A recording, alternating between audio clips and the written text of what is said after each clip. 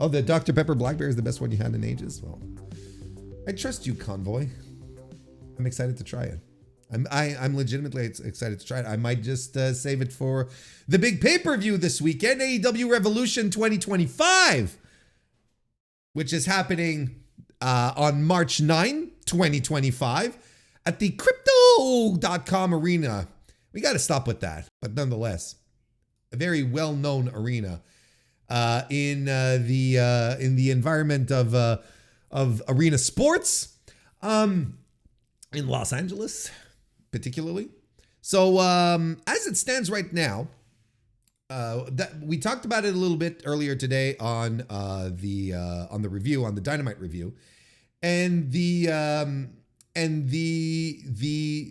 really interesting part about about where we're going with this, with the attendance for the show, is very good. It's very much plus. You know, I've been keeping an eye on ticket sales, as most of you, maybe some of you are. I don't want to give, you know, maybe some of you don't give a shit. I give a shit. I like the attendance stuff. And this show has been selling very, very well. I think maybe by now you've heard that it will probably be the second biggest attendance for a Revolution pay-per-view. The first being, of course, last year at the Greensboro, in Greensboro, for Sting's final match. And it's going to be one of AEW's most attended pay-per-views. So, I mean, this is straight out the gate. They're doing a fine gate. See what I did there?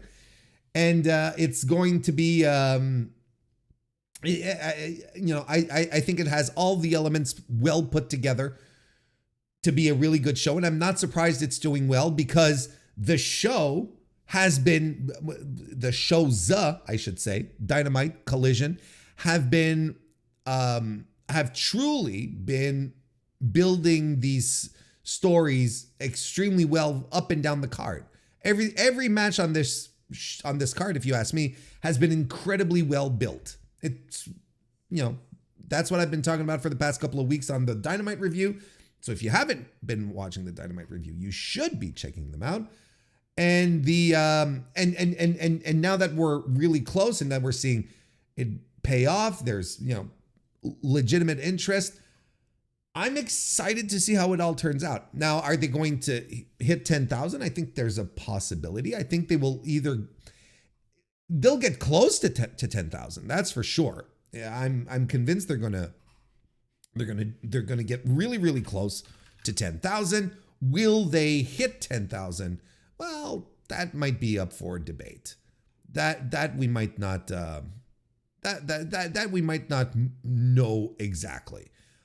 Why don't we start breaking down the card, start previewing this really well put together. I can't stress that enough.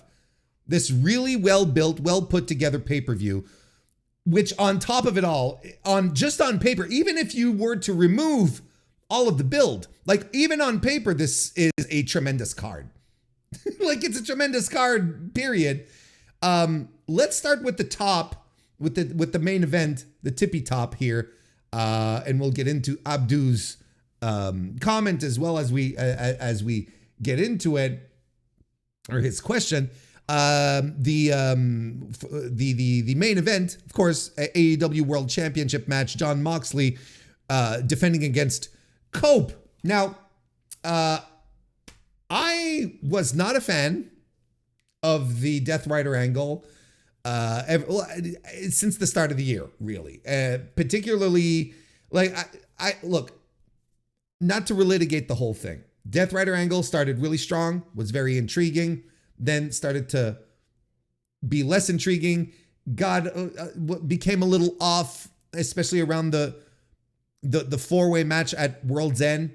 And then when we started the new year and Cope was going to be the guy, Adam Copeland, I was like, oh my God, what are we doing here? Like it's legitimately not interesting anymore. And I lost so much interest. I lost so much interest in in John Moxley in the John Moxley angle with the Death Riders because Adam Copeland was involved and FTR. Like, it felt like such a weird fit, and the angles were all very sketchy and weird, and I don't know. I really didn't like it. But over the past couple of weeks, though, over a month maybe, I feel they've turned a corner with this angle. I feel like things have improved dramatically. And I think the build to this match, and this is probably not the popular take, but I thought this, I think they're in a much better spot now than they were months ago. Well, a couple of months ago. But they, somehow this was flipped around to become really interesting, and now in a position where Copeland has taken out all of the Death Riders and is taken out 3 of the Death Riders and then, convinced the one other guy to just walk out, leaving Moxley vulnerable without any backup. That creates a level of drama that wasn't there before, and creates, just as like I said on the Dynamite review, just a seed of doubt in regards to whether Mox retains or not. I'm not going to sit here and tell you Adam Copeland's winning the title. I'm not telling you that. I don't think that's the plan. But there's just enough doubt. This story has been conducted in a way where now there's just enough doubt where you're like, yeah, you know what? Copeland could pull this off. Copeland could actually kind of do this. And I'm looking forward to the match now a lot more than I did, if only for the result. And there's a lot of intrigue around it. The match itself, I don't know what I don't know how to position myself with my usual conviction. But at the very least, John Moxley is a top guy. I enjoy his work. I think when properly motivated, he will shine. Will he be properly motivated against Cope, who is, tail end of his career, but has done nonetheless good. He's done overall good stuff in AEW. And I think that because of how the Death Rider angle was handled, because of how random Cope sort of felt, being the guy to step up to Mox, I think there's a lot of that is poisoning the well a little bit, and people don't seem to remember that Cope was actually had a good run so far in AEW. Maybe the Malachi Black stuff wasn't your cup of tea. That's fine. Mal Black's gone. But the stuff beforehand was spot on. Like, he's a guy who completely adapted to what AEW was, while other WWE guys did not adapt and came in, with their own singular vision of what pro wrestling should be. And well, look at where they are now. They're back home. They're heading back home. So ultimately, I think there's something there that's much more interesting. And we have to see how the moving parts sort of all connect, right? We have to see, like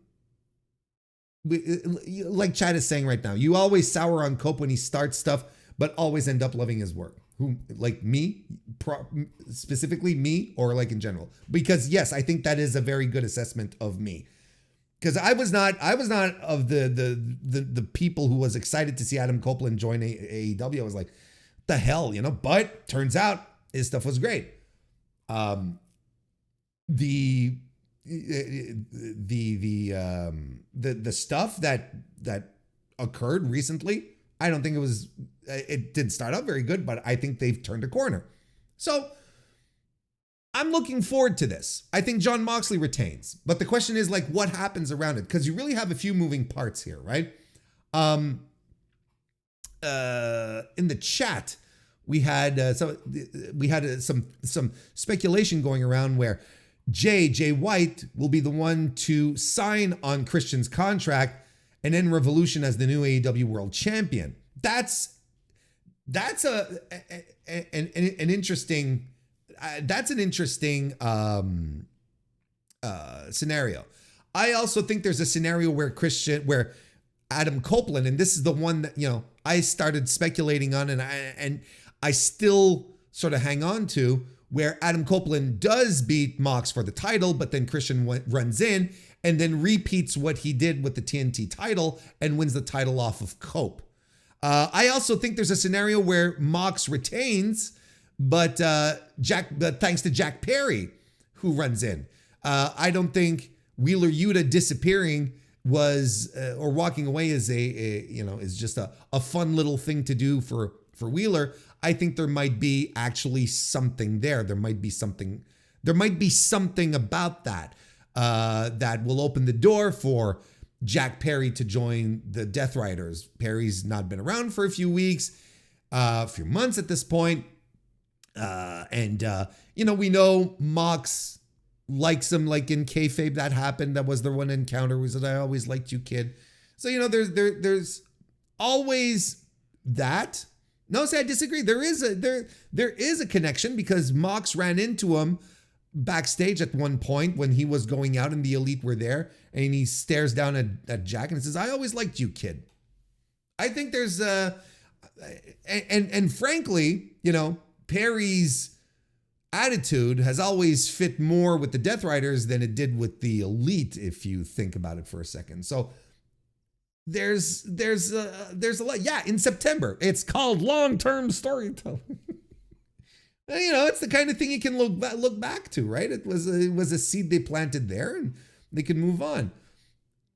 There's a lot of scenarios here.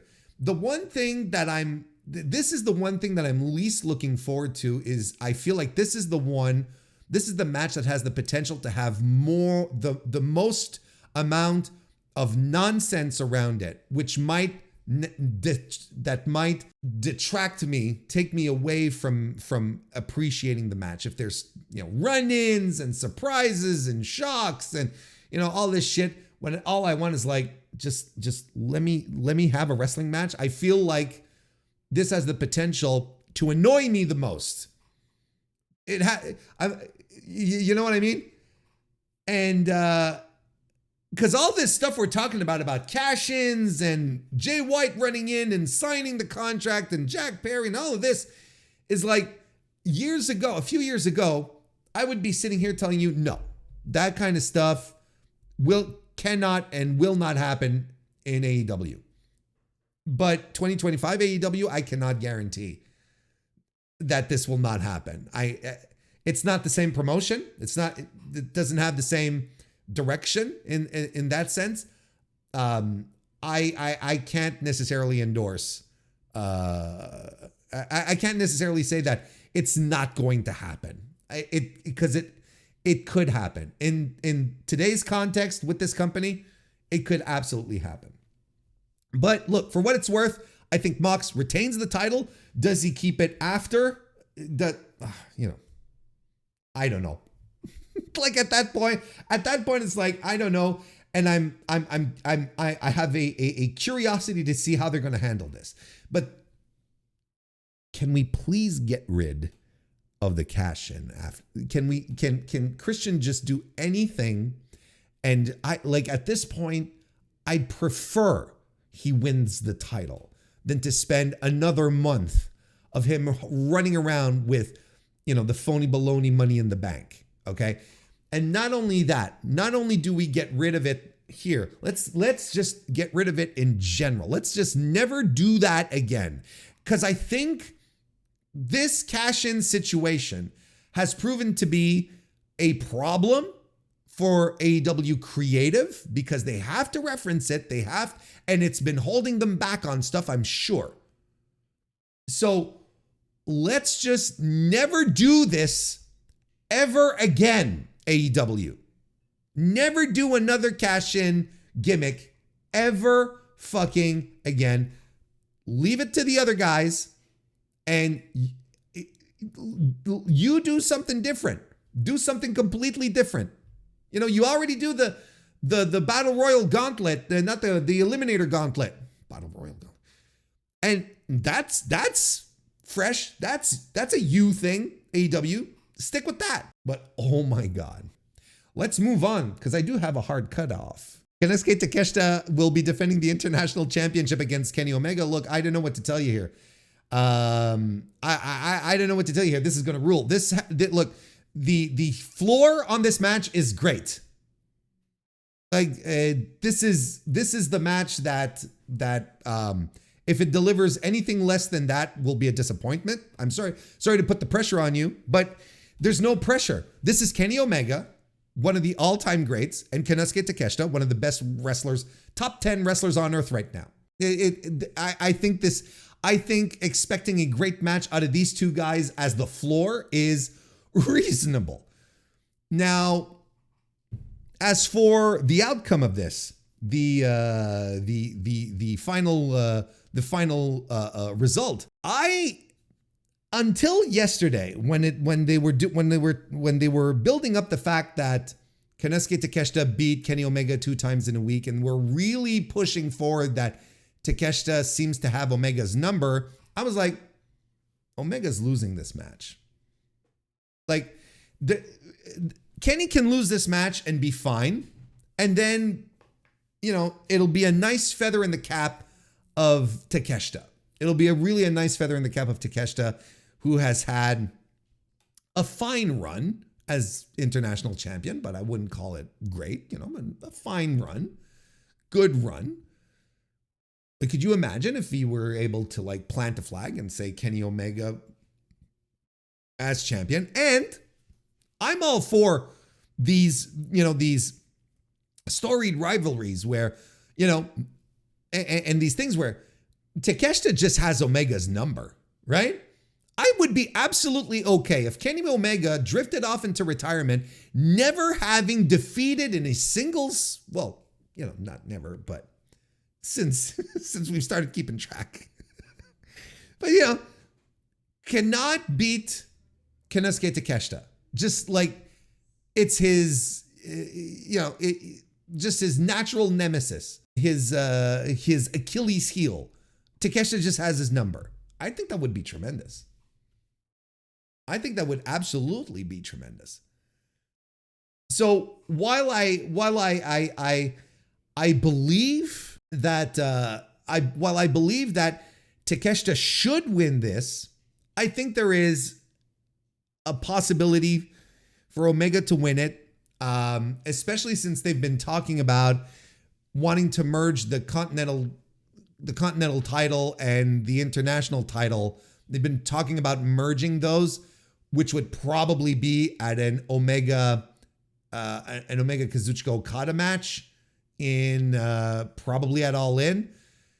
And if they do, well, and then they'd probably want to do that there. Right? This is what is my point. They'd probably want to do that there. So it all depends on how true those rumors are, how much stock we want to put into them. But look, either way, look, this is a match that, you know, regardless of who wins, the only real true winners here are the wrestling fans. Timeless Toni Storm will be defending the AEW Women's World Championship against Mariah May in a Hollywood ending match, aka Falls Count Anywhere. Yeah, listen, I thought the tape promo segment interview deal that they did on Dynamite last night was super strong. Very good stuff. Kind of made me wish that it was this the whole way instead of a lot of the goofy theatrics, but there was, you know, it made me believe last night that these two are going to absolutely destroy each other. And that's the thing, is that my expectation now is very, very high. They have been pushing this so hard as something that is going to, you know, ruin their careers, that is going to destroy the other woman. I can only sit here and hope that it's a bloody, brawling, disgustingly violent match. That's what I want out of this. That's my expectation. You know, the floor with Takeshita Omega is a great match. The floor with Toni Storm and Mariah May is unbridled violence. And it makes sense. I think they've done a good job making this match feel like it will be the blow-off to their epic feud. Now, you can have any opinions you want over the entirety of the feud itself. Highs and lows for me. Lots of lows. But, however you feel about it, it has been treated like a big deal. It feels like it's going to be treated like a big deal to the very, very last second of it. So I'm excited to see what's going to happen. We can have discussions as to what are they going to do with Mariah May after, because Tony's retaining. I hope you're all ready for this. Tony's retaining. So, what the future holds for Mariah May, let's talk about that after. We'll discuss that on the review maybe. But right now, I can only hope that it lives up to the violence that they're promising. And boys, girls, and everyone else, we have seen very fucking violent matches in AEW. So again, the bar is high. If they want to end this like on a really violent, evil finish, the bar is very high. I think it's okay if I have very high expectations for this. You should have standards, regardless. Swerve Strickland will be taking on Ricochet to determine the number one contender for the AEW World Championship. Ricochet has been absolutely phenomenal. He's been phenomenal since the heel turn.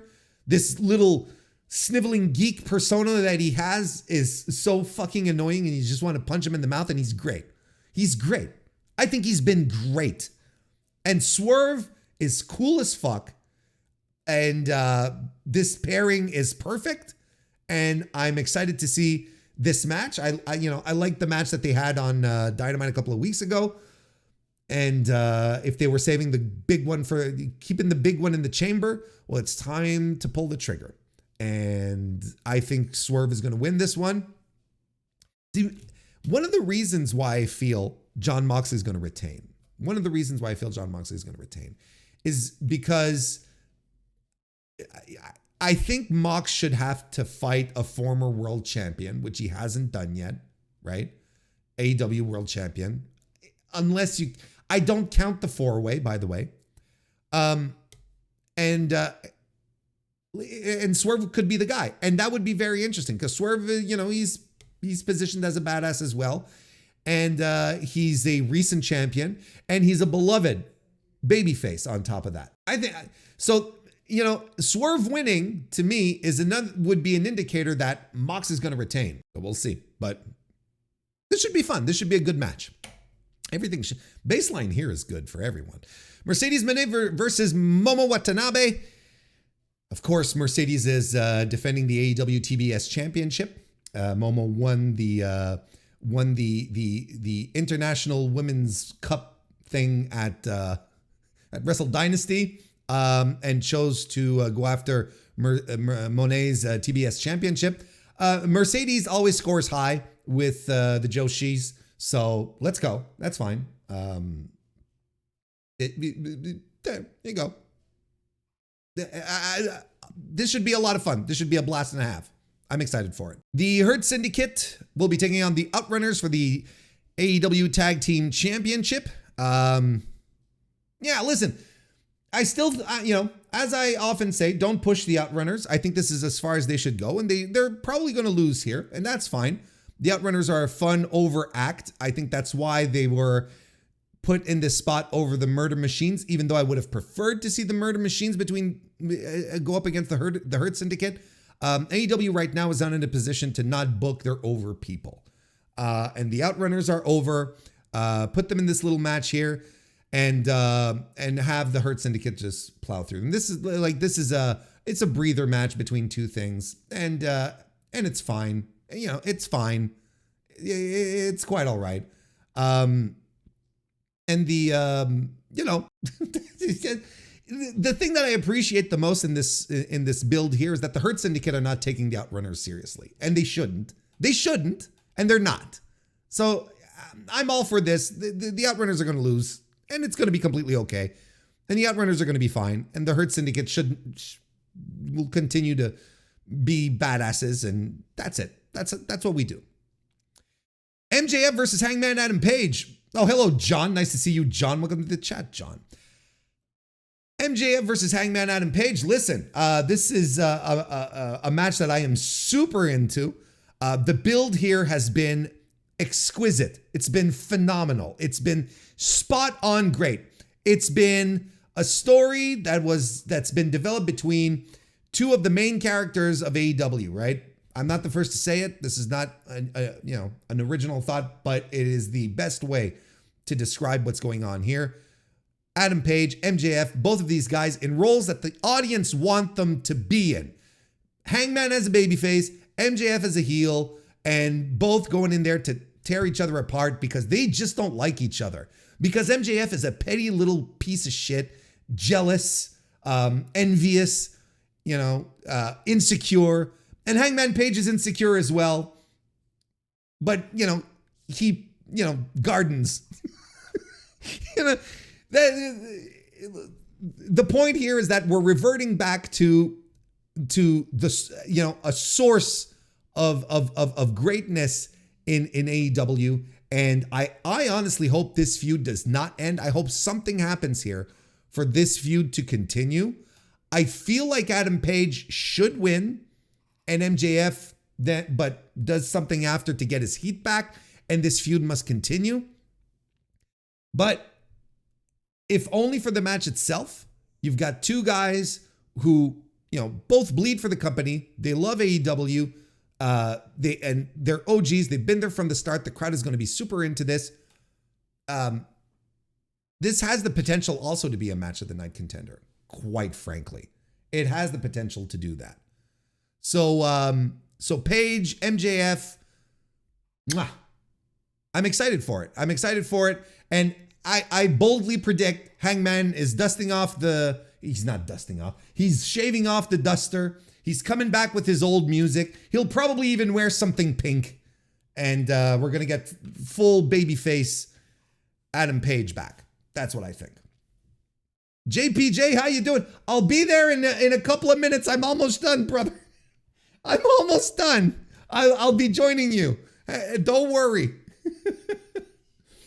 Yeah, butterflies on the pants for Page as well. Yeah, he's going to be back. Kazuchika Okada will defend the AEW Continental Championship against Brody King. The question is, which Kazuchika Okada is showing up? Is it big match Kazu or is it low effort Kazu? I hope it's big effort, and because we know he can put it in, I'm excited for it because I love Brody King, and this is more the stuff. This is the type of profile Brody King should be involved in more. I think Brody King should start winning some matches too. Just saying. But look, if Okada is in a good mood and wants to crank it up, it's going to be a great one. And it's going to be great to see how much punishment he can take from Brody too. And then we also will have Will Ospreay versus Kyle Fletcher in a steel cage match. Jesus Christ, this card, folks. Let it sink in for a second. It's tremendous. Steel cage, and hopefully we're doing a real steel cage where no one can get in or out. Hopefully, Jesus Christ. And that's what I'm looking most forward to, is that, everyone stays the fuck out of the cage and we let these two guys beat the shit out of each other, bleed buckets, because it's a cage match. And I don't know who wins here. I don't know who gets the rubber match here. I really don't. Is it Will? Is it Fletcher? Fletcher kind of, I'm willing to bet 10 Canadian rubber bucks that Will is lobbying for Kyle Fletcher to win. I'm convinced, but this is tremendous. Like, look, whatever happens, I think Kyle Fletcher should win. I think he should win. He should continue on his upward trajectory. But then again, don't you want, one of your top guys to also get a big win? I don't know. This one's a little more of a toss up. And then we have on the pre-show, we've got the conglomeration and the Costco guy. Jesus Christ. We got Orange Cassidy and Mark Briscoe with the Costco guy fighting Johnny TV and MXM collection bullshit. I like MXM collection.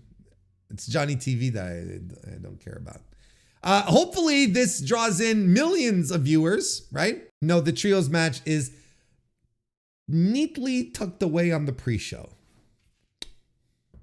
Yeah, this is one of AEW's best cards, probably since Revolution last year. Top to bottom, excellent stuff. What is it, Juno? She's afraid to come in. Wait, guess it's my big voice. But yeah, no, tremendous stuff. It's great. I mean, I think there's a lot of, everything has been built really fucking well. And I think AEW is getting returns on it, booking people that the audience wants to see in the spots they want to see them in builds that are exciting and make sense and add much more to the already great matches that they're putting together. It's almost as if you're booking a wrestling program and you know exactly how to do it. That's how AEW Revolution feels like, the build anyway, and the preview and all that. So that's it for now.